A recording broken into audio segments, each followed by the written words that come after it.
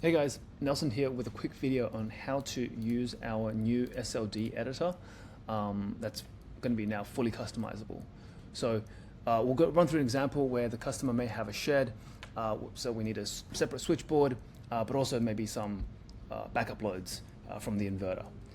So what we'll do first, we can drag and drop this switchboard onto my existing line here, where it'll just automatically attach. And once we've got this daisy chained switchboard that may be for the shed, we can then come around and add the separate switchboard for our backup loads. From here we can go ahead and add a line down here, and then add our cutover switch, which will also now automatically attach.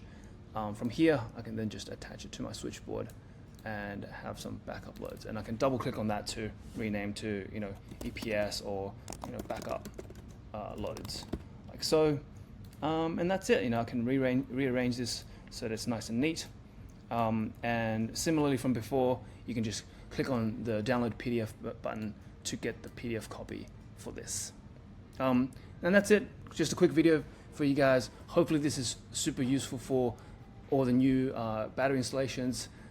See you in the next one.